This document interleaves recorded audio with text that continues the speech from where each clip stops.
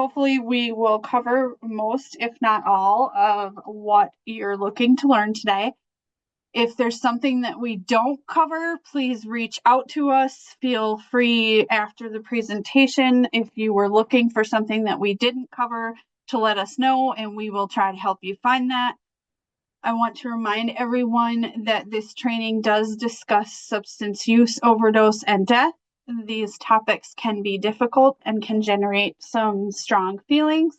If at any point you feel like you need to take a break or stop being part of the training for your personal well-being, please do so. We want you to make sure that you are doing what you need to. Next, we'll just take some housekeeping before we dive into the main content. Basically, just keep yourself muted, but if you have questions or anything, you can use the chat. And Jen and Madison will be watching that for me.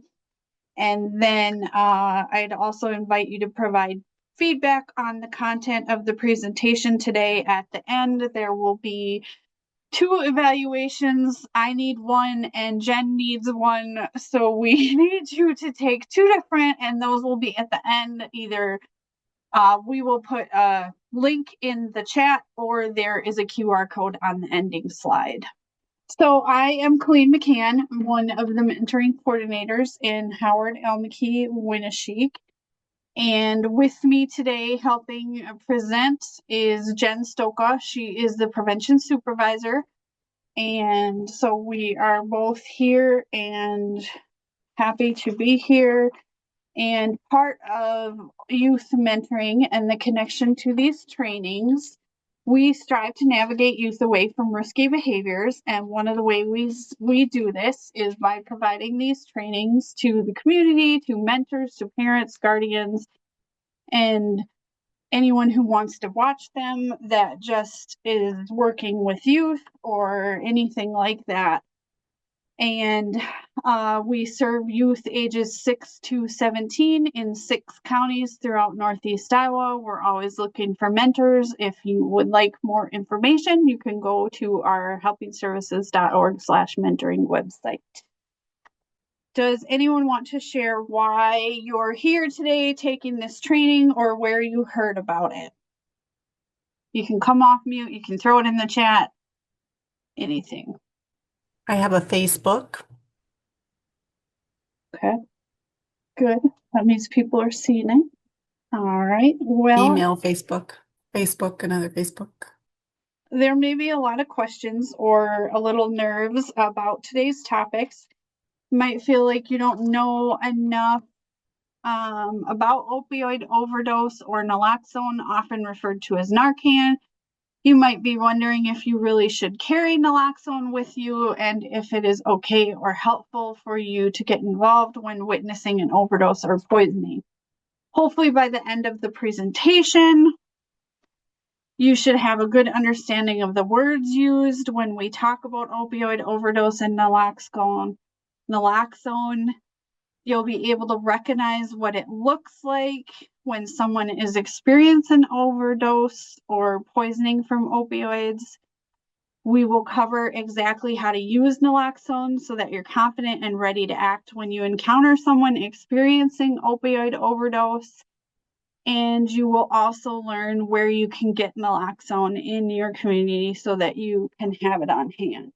In this section, we'll go through some of the words that you'll need to understand before we get more into a detailed conversation, and we will go over what an opioid is, what opioid overdose is, what opioid overdose reversal agents do.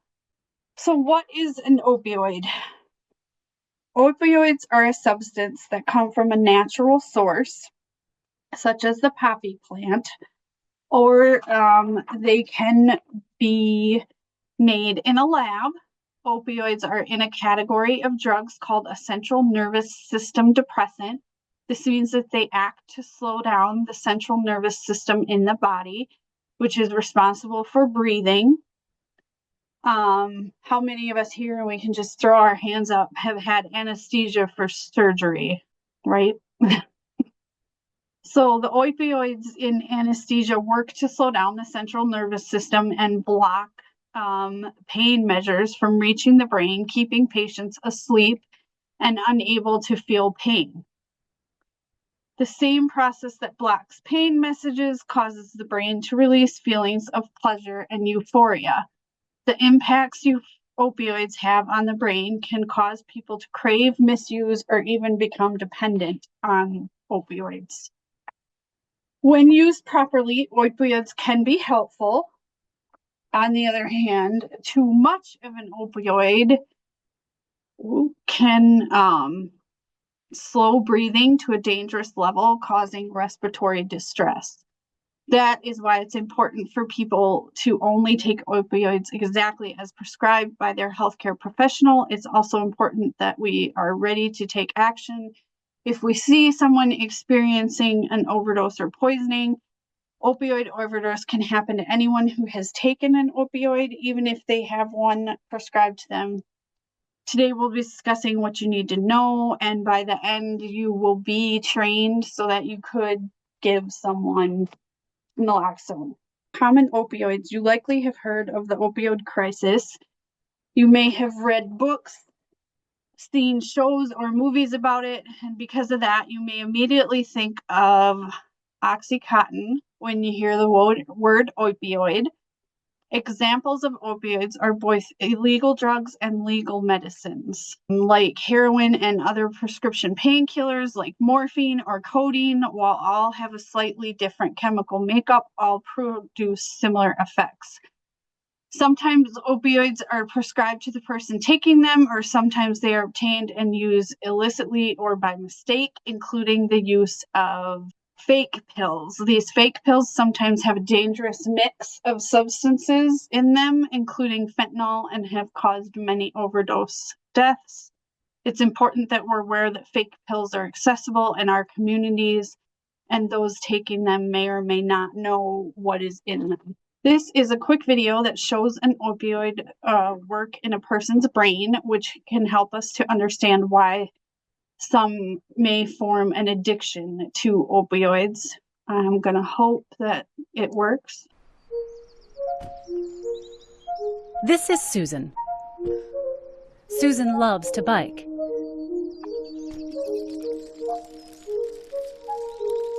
While out for a ride, she falls and breaks her arm.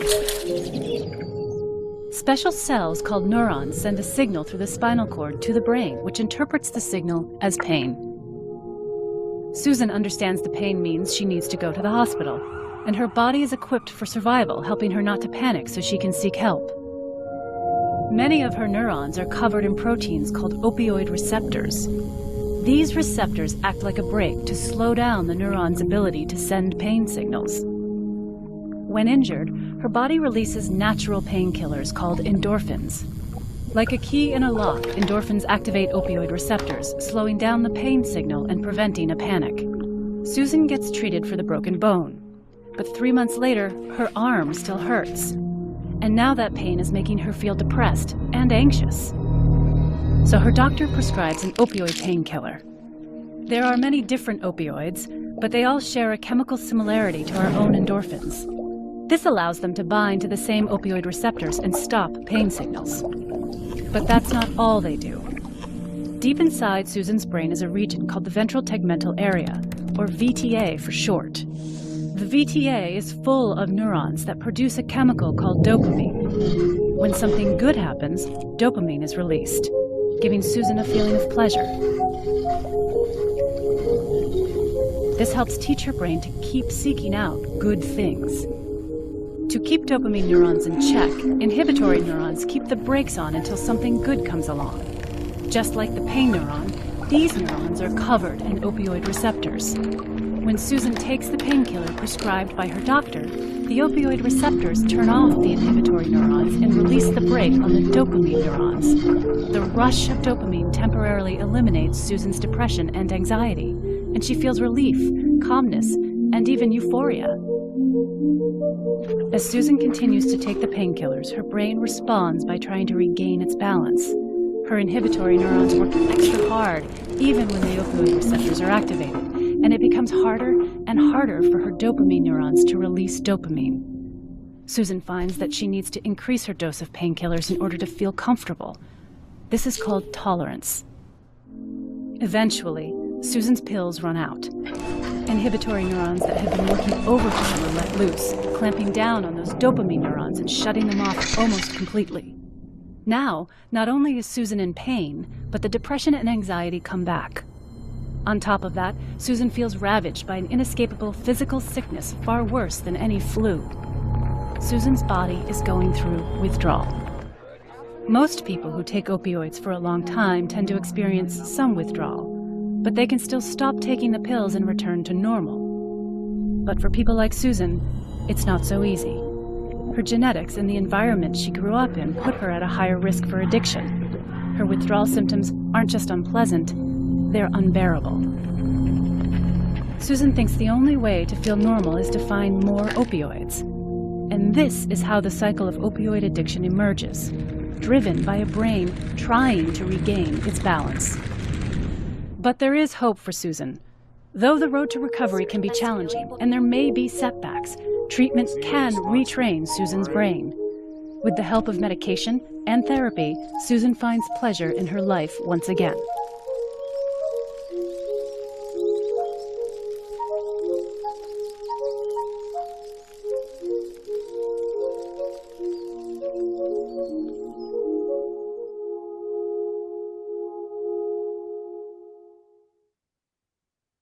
We are going to talk a little bit more about understanding the opioid use as a spectrum ranging from non-use to addiction.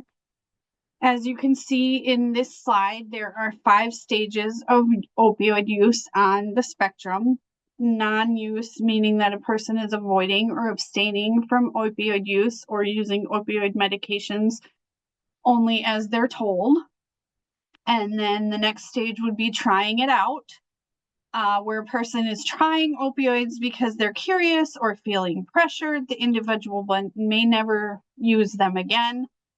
And then using sometimes, meaning when a person is using opioids sometimes, maybe when they're with their friends or on the weekend. And then problem use occurs when a person is using opioids regularly, experiencing difficult controlling the urge to use and using more of the drug to get the same effect. At this point on the spectrum, opioid use is starting to impact the person's life negatively. And then finally, we have addiction, which is when the person is using regularly and often and feeling out of control, angry, depressed, anxious, or physically ill. When not using opioids, the person finds themselves always thinking of using. And over on the left-hand side, you can see that a person may go back and forth on the spectrum with these, depending on other factors going on in their life and things like that, which is going to lead us into another video that just talks a little bit about why these drugs are so hard to stop using. Addiction and substance use disorders are often misunderstood. Some people believe continuing to use drugs even when they cause harm is a sign of weakness or poor character, but that's far from the truth. Many years of research show that substance use disorders are complex, chronic, and treatable medical conditions that involve changes in our brains. Researchers think it works like this. Our brains have what scientists call a reward system. Behaviors that help us survive and stay healthy produce small increases in naturally occurring brain chemicals called neurotransmitters in parts of the reward system related to pleasure.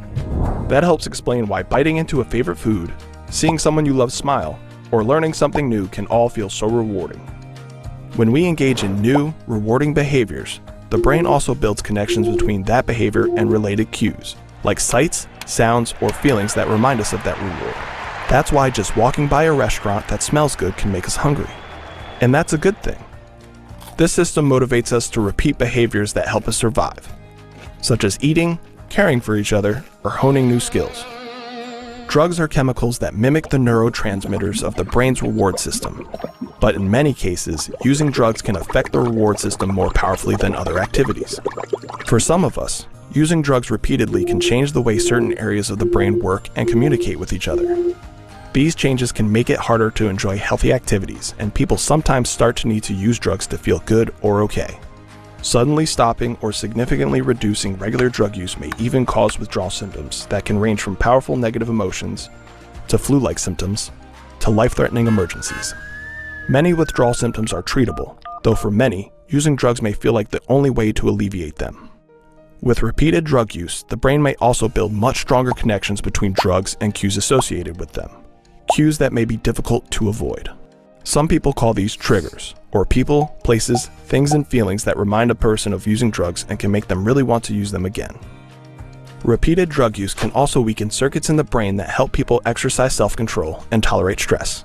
This can make it even more difficult for people to control their drug use, even when it causes harm, when it doesn't feel the way it used to, or when it gets in the way of other parts of someone's life. These can be signs of a substance use disorder. While certain factors make substance use disorders more likely to occur in some people than in others, anyone can develop a substance use disorder, whatever their race and ethnicity, sex and gender, or economic status. Addiction can make quitting drugs or controlling drug use very difficult without support, no matter how much someone wants to stop or cut back. When someone tries to stop using drugs, the strong associations between drugs and related cues and new or ongoing experiences of stress may lead them to experience cravings and use drugs again. Returning to use after stopping or relapse is not uncommon, and like addiction itself, it's not a sign of weakness. While drugs can change the brain, treatments and time can change it too.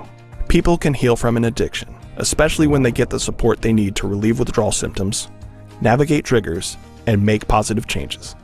Researchers have developed therapies to support recovery, including safe and effective medications for some substance use disorders like opioid use disorder. And because each person and brain is unique, researchers continue to learn more about how drugs and addiction work. They are always looking for new and better ways to prevent, treat, and manage substance use disorders in every person and every community. If you or someone you care about has a substance use disorder, you can learn more about getting help by calling the National Helpline at 1-800-662-HELP or by visiting findtreatment.gov. To learn more about substance use and addiction research, log on to nida.nih.gov.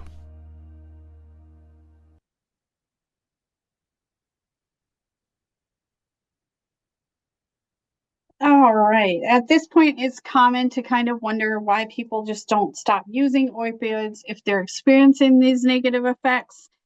But stopping may not be simple or easy for a person who is dependent or who has opioid use disorder.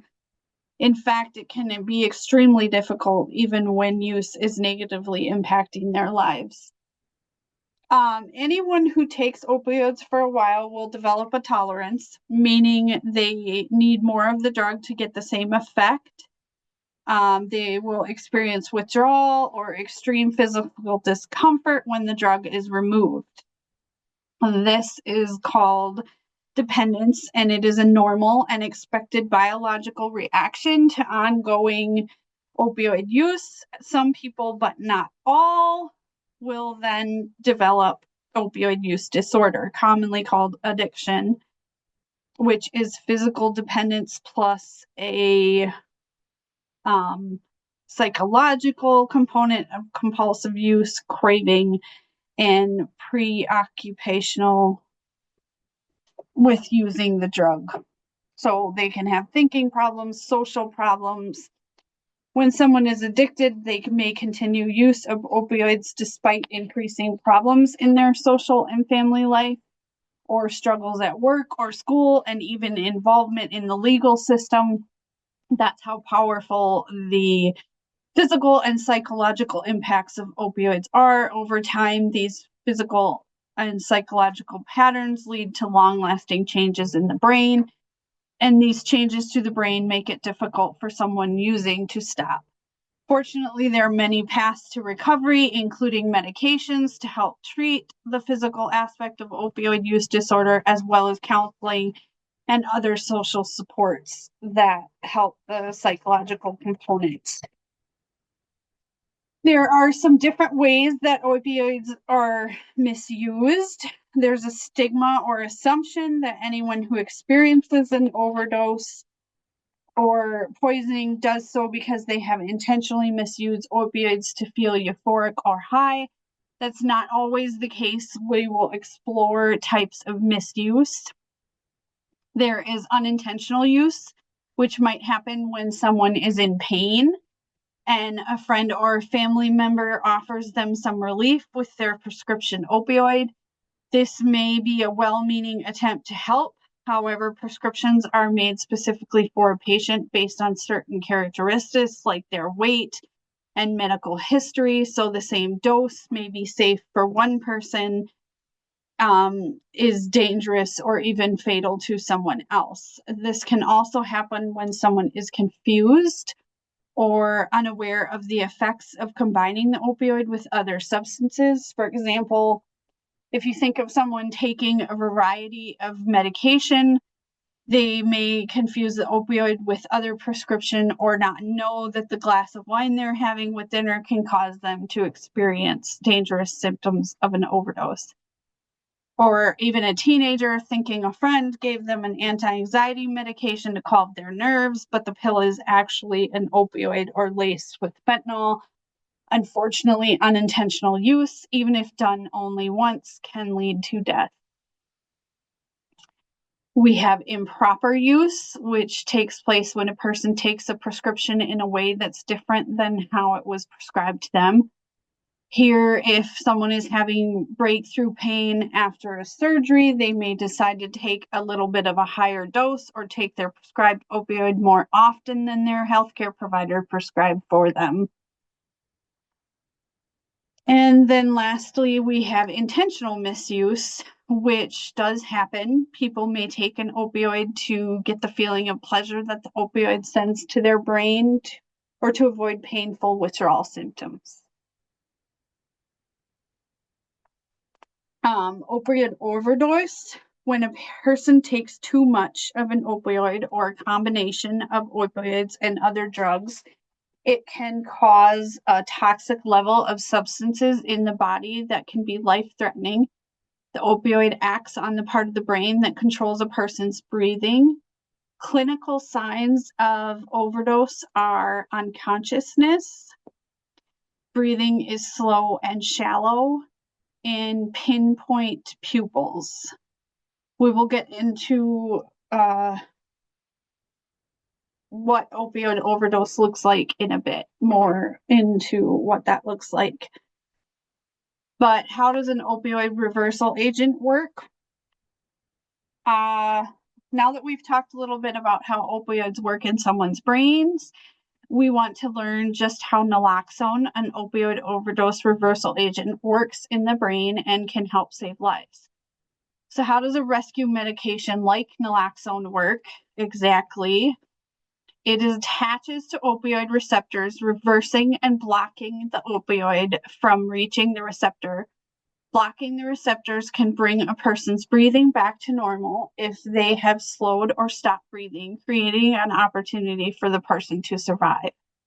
It's important to know that these overdose reversal agents only has an effect on someone with opioids in their system. Using, administering, or handling naloxone has no effect at all on anyone, even children, if they do not have an opioid in their body.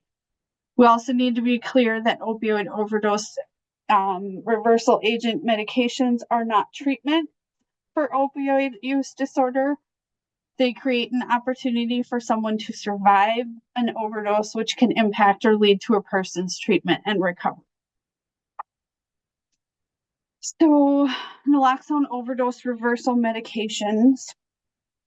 Naloxone is a overdose reversal agent. It's the generic name of this medication, but there are several brand names of naloxone that you might seen or heard of, which are Narcan.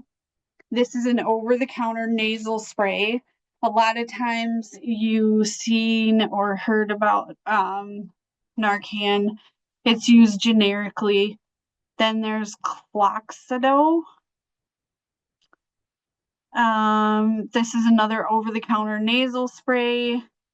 Zimhi, a prescription injection for kids and adults, and Revive, another prescription nasal spray. We are going to see this video that shows how naloxone works on the brain's opioid receptors to reverse the opioid overdose. Naloxone is a safe and effective rescue medication that reverses the effects of opioids and saves lives. To understand how naloxone can stop and reverse the effects of an opioid overdose, it's helpful to see how opioids work in the body. Opioids are agonists. This means they bind to and activate specific receptors in the body, including the brain, brainstem, and spinal cord. When these receptors are activated, people experience the effects produced by opioids, such as pain relief, euphoria, calmness, relaxation, and slowed breathing. Taking too many opioids causes so many receptors to fill and activate that breathing may become dangerously slow and even stop. This is how an opioid overdose happens. And this is where naloxone can help. Naloxone has a strong affinity to opioid receptors, more so than most prescription opioids and heroin. But unlike opioids, naloxone is an antagonist. This means it attaches to opioid receptors without activating them. So when naloxone is administered during an overdose, it knocks the opioids responsible out of the way and allows breathing to normalize. Naloxone can be administered through an injection or a nasal spray. It usually starts working within a few minutes and lasts from 30 to 90 minutes. While one dose of naloxone can reverse an overdose, sometimes multiple doses are needed, especially in cases involving extremely potent opioids like fentanyl, or opioids that stay in the body longer than naloxone. Naloxone is very safe in single or multiple doses. It may produce withdrawal symptoms in people with opioid dependence, but it has no abuse potential and cannot cause an overdose. It's important to remember that naloxone is opioid-specific. It has no effect on an overdose caused solely by non-opioid substances like benzodiazepines or alcohol. At the same time, people shouldn't be afraid to use naloxone when the cause of an overdose is unknown. If opioids were not involved in an overdose, it won't cause any harm. If opioids were involved, naloxone can save a life.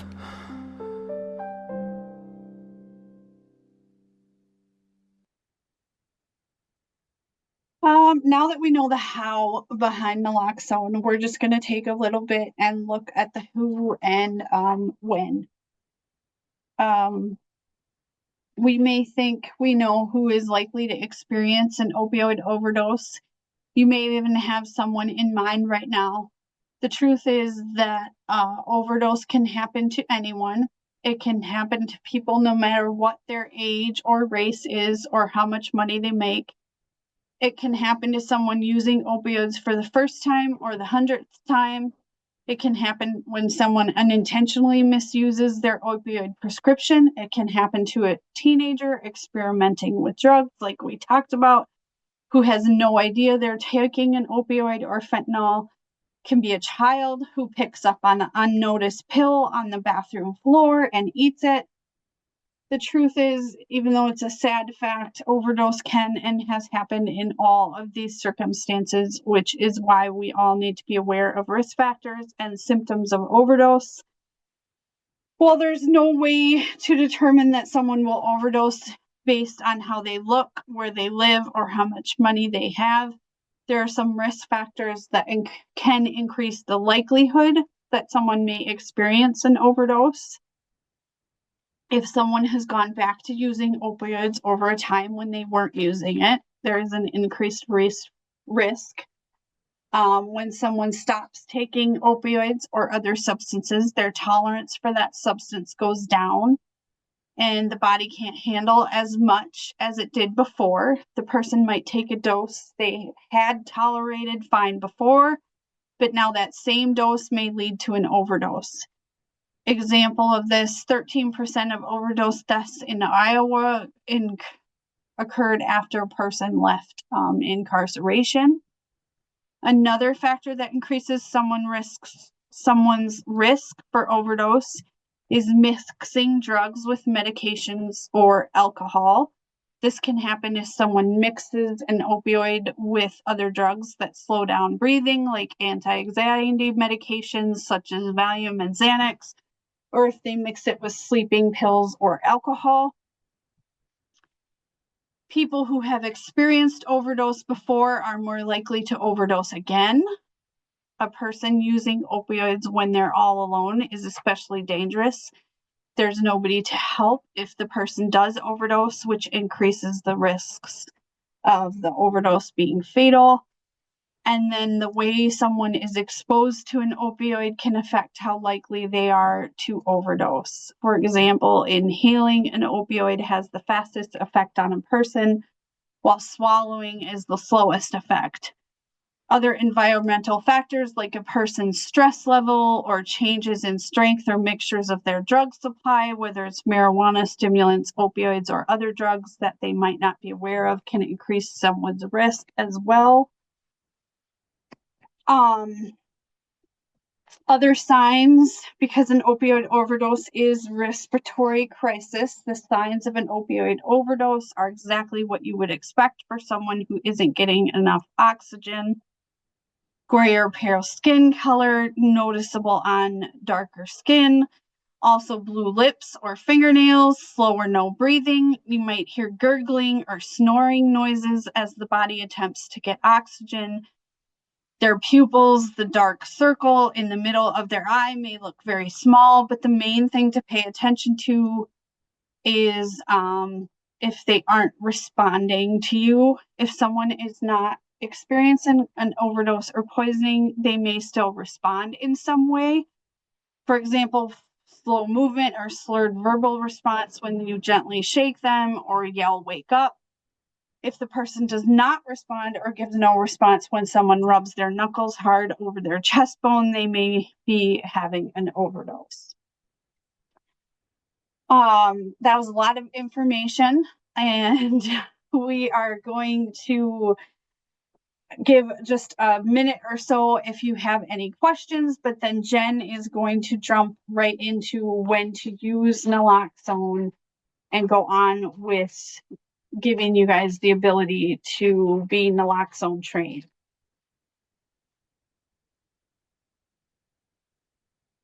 You can either throw questions in the chat or just unmute and ask. Otherwise, I will just hand it over to Jen.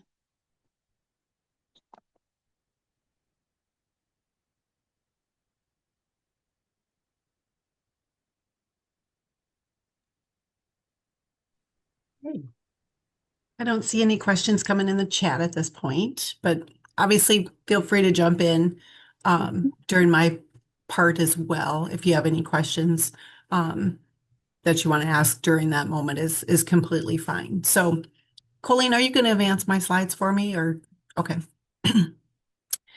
So Colleen has given a lot of information about the signs of what an overdose might look like.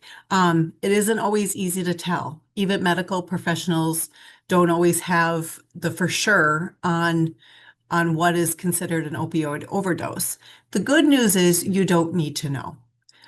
Your role would be simply to recognize that someone isn't conscious or breathing, or maybe experiencing some sort of distress. And your job would be to help them breathe, basically, by administering naloxone, and then, of course, calling 911 to get help to them. So we're going to talk a little bit about when to use naloxone, situations that arise, and also just to give you a little confidence in what that can look like. So situations, we might think we know what it looks like, and you've been given signs and what it could look like. And if there's any chance that you think a person is experiencing an overdose, you should quickly give this person naloxone. Okay. Like Colleen mentioned, there's not a type of person who uses opioids. It doesn't always look like what we might think they look like, because it can be anybody. Like we've said, it could be intentional, unintentional, and so you can't make that judgment based off of that. Remember, overdose and poisoning, it can happen if it's a prescribed medication and someone accidentally takes more than what they intended to, or that mixing of other medications, alcohol, that sort of thing. So some examples that when naloxone can be effective are, in case there's a morphine overdose, that can be that combination of taking too much of something. To block the effects of an opioid, that's when what we want to happen by administering the naloxone. We also want to have naloxone on hand in case there's an heroin overdose. And in case of an overdose from a substance that is combined with another opioid, like we mentioned, naloxone is going to come into play when there's an opioid in the system. When an opioid used is unknown, but you think there might be an opioid-related drug overdose, that is a time you would also administer naloxone. So you don't have to know any of these things on this list. You just have to know that the person is in distress and may need your help, and naloxone can be something that saves their lives. Does age matter? And the answer is no. It doesn't matter if someone is 2 or 92. Naloxone can be given, and a lot of times people who do have infants and maybe have a regular prescription, or our elderly population who is receiving opioids for whatever pain or et cetera they're going through, should have it on hand just in case there is an accidental overdose. And that can be everything from maybe an elder has grandkids and something happens in their home. Having naloxone on hand could be that saving grace at that time. So why naloxone? Simply because it saves lives. End of story. It allows a person to breathe in the moment, and potentially, like Colleen said as well, can put them on the road to recovery.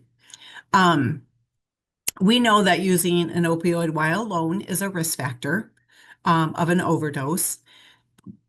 Recent studies, however, do show in the state of Iowa, 60% of people who died were in the presence of bystanders. So 60% of people may have, in a case where someone was carrying naloxone, been able to survive. It's not likely that all these bystanders knew that opioids were maybe being used, which is why knowing the signs of an overdose and responding can be important. And hopefully that's why you're here today. So why naloxone? One, because it works. One study of first responders and community organizations showed that naloxone was able to reverse 98.8% of cases. So right there, it statistically shows that it can be effective. It is simple to use, which we're going to go over next, and it can have no side effects on anyone. So if someone were to take naloxone right now and administer it, there's nothing going to happen if you don't have opioids in your system. So that is one of the perks. It's not going to hurt anybody by using it. Okay, so let's talk about how to use it. We're just going to go through a step-by-step process just so you guys can see it administered, and also ask questions if you feel like there's something you want to know more of. So the first step is to check If the person is unresponsive, do they have the slow breathing? Do they have the pinpointed pupils? Is their skin blue from the poor circulation? You can also be checking to see if they'll respond to you by saying, wake up, and giving them a shake. And if that's not working, as you guys maybe know from CPR, or just by hearing it, if you give them a sternum rub, if that isn't affecting them, then it may be time to give naloxone. It's important to remember that someone who is experiencing an overdose doesn't have to be breathing in order to administer the naloxone. So the mucous membranes in our nose is what the naloxone is going to attach to, and it'll start doing its job, even if they're not breathing. So the thing with this is you will give naloxone first before you start CPR, if that is the case, because that can bring them out of the overdose and allow them to start to breathe. Okay. So I don't know if you want to keep advancing your slides. What you will do is you will put the person on their back, depending on how they are laying, just like you think of CPR. You will also tilt their chin back a little bit so that they can get a good airway, hopefully when they do start breathing, right? You're going to get your box of Narcan that hopefully people are carrying. And in this box, there are two doses of Narcan. Okay, there's two cartridges. You'll pull out one of the Narcan, and this is what it's going to look like. I don't know if you guys are getting that glare or not. And obviously, simply peel it open, and then you're going to have what's this in the red or gray, depending which you're carrying. You simply tilt their head back, insert this into their nasal, and push the button. In this syringe thing is where the medication is located. You simply insert it into their nose and squeeze. And it's just like a nasal, if any of you have taken Flonase and that's what it's going to look like. Okay.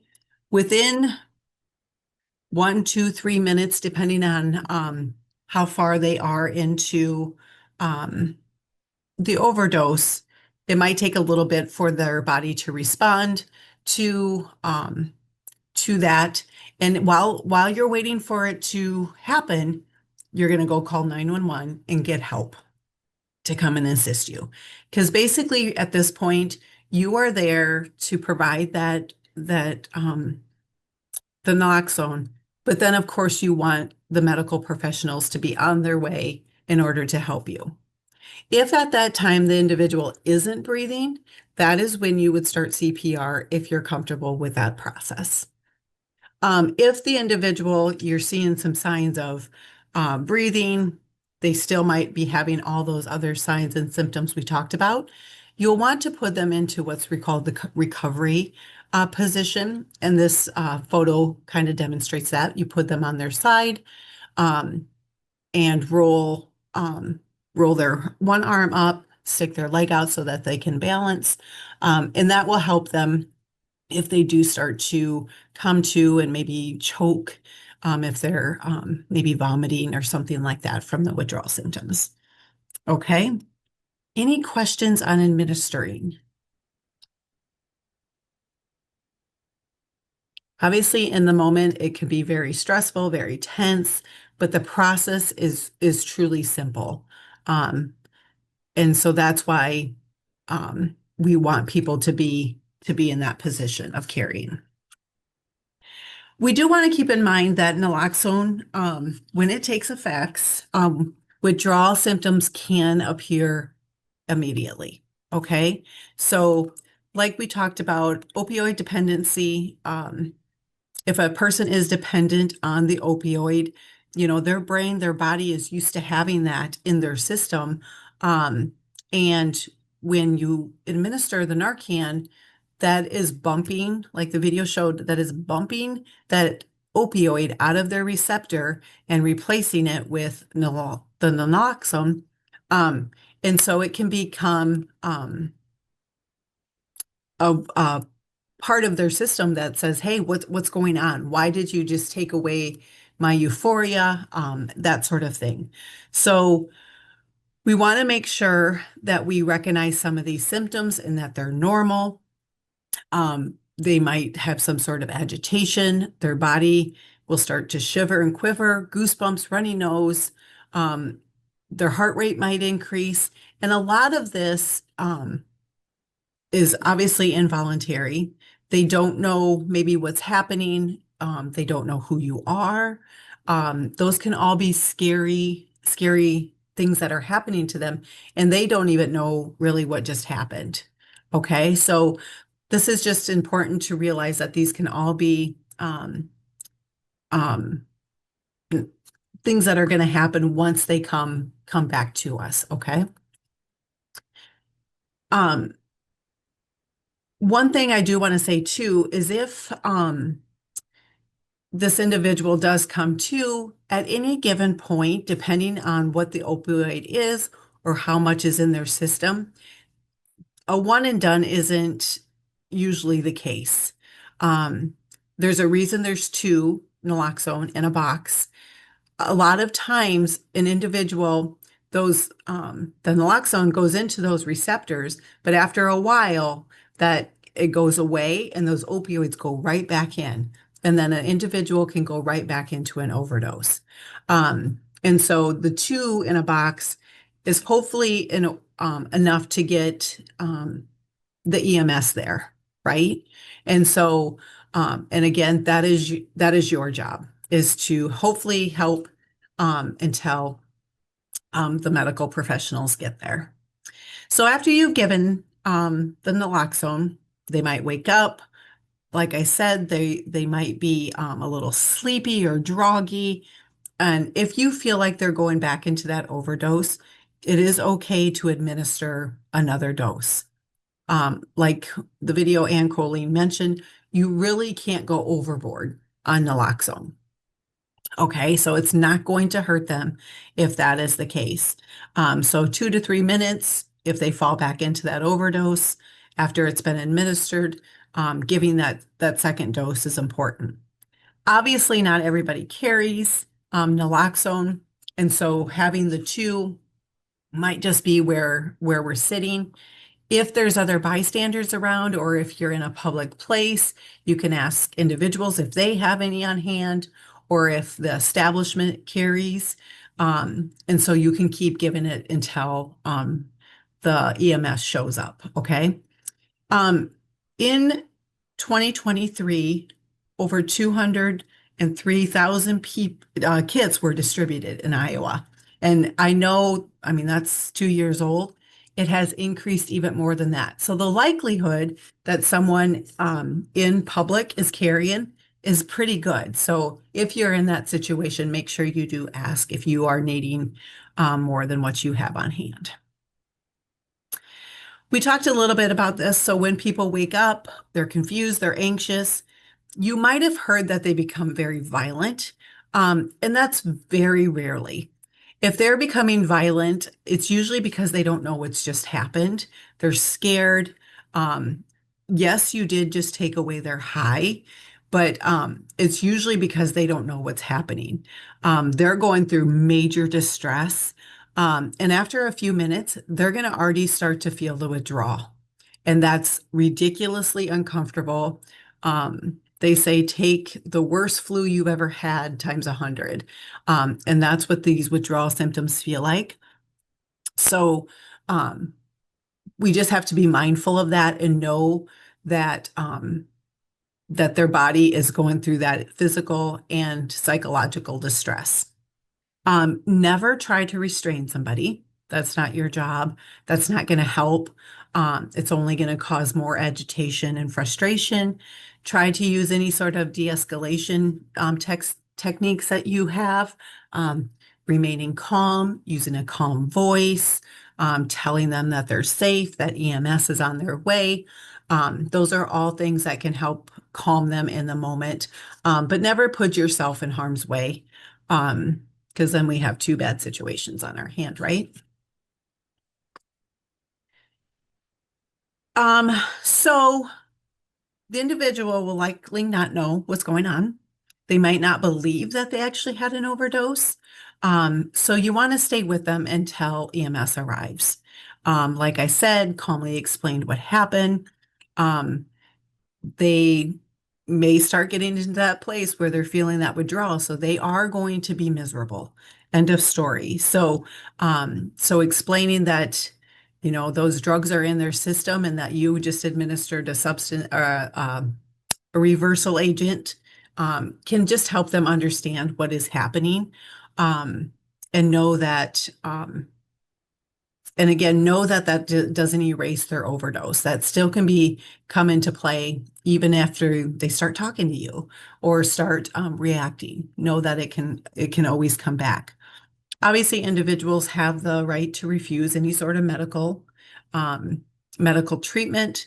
And so again, your job in that moment was to administer the naloxone and wait for EMS to get there. More than likely, there's not going to be in the position or the reasoning skills to understand that there's treatment available. But we do want people to know that there are local treatment, recovery communities, crisis center like Your Life Iowa, that an individual can turn to.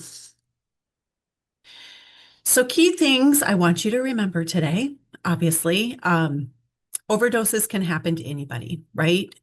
We can't stereotype it all on what this looks like or who we think a type of person would be that maybe experience an overdose. We want naloxone on hand.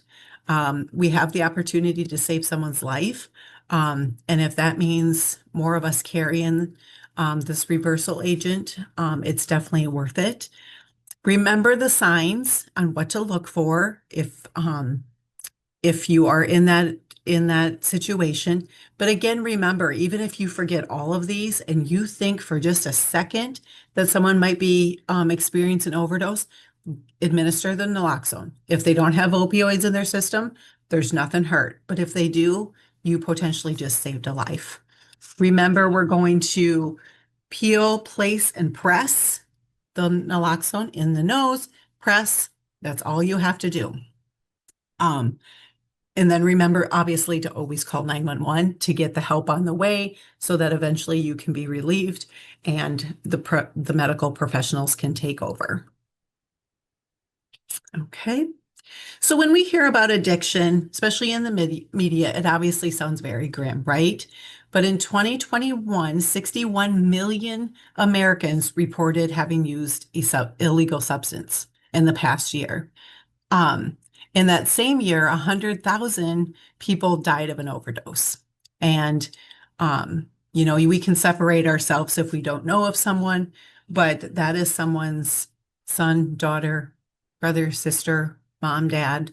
And so when we think about empathy, we know that there's hope. So research is telling us that the use of naloxone and other health protective measures, like our recovery communities, can reduce the number of Americans that are losing their lives due to overdose.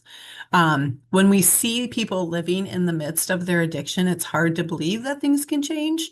But again, researchers, drug experts, they're telling us that Americans can live with their addictions. Not only do they survive, but they can live a recovery life and go on to be very productive individuals, right? 22 million, or this 9% of people, live in recovery. So that's a great number. Of course, we want to increase that. But it does take up to 5 attempts for an individual to get to that position. Some it's less and some it's more. But on average, research is showing that it's about five attempts. 7 in 10 adults who have had any type of substance use disorder consider themselves to be in recovery. So that's a great statistic to also have. And with naloxone on hand, we have the opportunity to prevent even more overdoses and give people a chance to get to that recovery phase. So the good news is, where can you get naloxone? We've learned a lot about it, so now we can talk about where you can get it. Obviously, you can go to Walmart, your pharmacies, and purchase it there. It's about $45 a box. But right now in Iowa, Colleen, you can advance my slides, thanks. Keep going. The good news is Helping Services has applied to be a secondary distributor. And so all of you are considered trained. And if any of you want to carry, you can simply call us, stop into the office, and we will give you a box of Narcan. If you happen to use it, then come back and get more. Through our state opioid response grant, we're allowed to distribute to anyone who wants to carry, anyone who attends our trainings. We want it out and about in our community and to be a resource for people. So please know that we are your free distributor, and we're happy to get it out into the hands of our community. There are some agencies and groups that are working to make it even more readily available. And when you do stop at Helping Services to pick up your box, it's really no questions asked. We don't need to take your name. The state, of course, would love us to know if you come back for a second box, did you use your first box? They would love any data that they can collect on what's being used. And so if someone's willing to share that information, we would gather that for you. But there are distributions that are now going in vending machines down in Iowa City. They're going to try a free vending machine opportunity for people, again, just to get it out into the hands of people. And we'll see how that goes. Hopefully it's not abused in any way, in the sense of people just taking it out and not utilizing it for good purposes. So Elaine has a question. Yep. Okay, Go you ahead. saw it. Nothing I else. saw it, yeah. Tell you about Elaine's question. Yep. So we're learning a lot about naloxone. It can be left in your car. No, it won't freeze, but any sort of drastic temperature change, it's going to decrease its effectiveness. And so perfect scenario is it would be carried more in a purse or a bag that's being taken into a home. But research is showing, and also with the expiration date, which is at the bottom, it's showing it's better than nothing. So if it goes beyond the expiration date, or it's been through our winter and our summer and it hasn't been used, it might not have as potent of effects, but it's still better than nothing. Elaine, does that answer your question? Okay. Okay, any other questions like that? So Does you bring everybody it, feel so you bring up it com- expiring. So if we get a box from Mhm. you and it expires, should we bring it back to you? Sure. Or bring it back and we can replace you with something new. Yep. Again, you can give it a minute too. Like the ones we have on hand are February of 2028 right now. And so you got a minute, but yeah, hopefully the program keeps going that we can keep giving it out to people. But yes, you can bring it back. Yep. And we have some in our West Union office and our Decorah office. But if you're from somewhere else, we can work on getting you some as well. Do people feel comfortable with administering? Do you have any other questions on? So, like Colleen mentioned, we're working on two different grants that this actually fits into. Our mentoring grant for our mentoring coordinator, or our mentoring peeps and supporters, but also the training of the use of naloxone falls under our state opioid response grant. And so we beg you to take a few, they're short little evals. But if you wouldn't mind clicking on both, Colleen was going to put them in the chat maybe too. That if you don't want to do the QR code, you can do them via your computer or phone. We really do appreciate you guys being here and taking the time to be part of these important trainings, and doing the evals and just helping us out.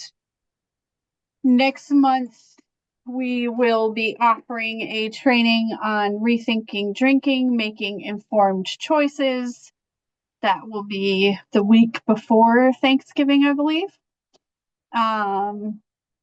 So that is there, but I'll send out emails and you can find it on Facebook again as well. I will go back, maybe. Can I make one more plug, Colleen? Yep. Helping There. Services also carries what's called Datura. And Datura is a drug deactivation system. And it's just this pouch. And truly, if you have any medications in your home that you want to dispose of and you don't want to either wait for a take back day or have to go to your pharmacy, you simply open this Datura bag up, dump your pills in, add some water, shake it, and it dissolves them. And you can throw this right in your garbage. So it's a safe disposal opportunity for you. Again, we have these for free at Helping Services, and we're happy to get them into your hands. So just let us know on that as well. This was recorded, so afterwards, if I have your email, which I think I have all your guys' email, I will send out the recording and the PowerPoint just so you have it if you need to look back. But if you've done your evals, then you're free to go, and we do appreciate it very much. If anyone has questions, feel free to ask too. Jen and I can answer anything, but we did keep you over a little bit. Thank you very much. Very informative. Yeah. Thanks, Linda. Good to see you all. You too. You too. Did you say at all if there was like a minimum age limit on using the naloxone? Yep. Nope. So age doesn't matter. Okay. If a 1-year-old gets their hands on it, on a opioid, you can administer it to them. Baby, anybody. Mhm. Okay. I'm doing the second one. Is the name of this opioid overdose education and naloxone training? Yes. Yes, thank you, Linda. I should have told people that. I mean, I should have known, but all of a sudden I had 20 choices. And there is a big list. Yeah. That's a Thank state you. survey, not ours. So Yeah, that second one. thanks. I'll remember to do that next time as well. Tell people what to pick.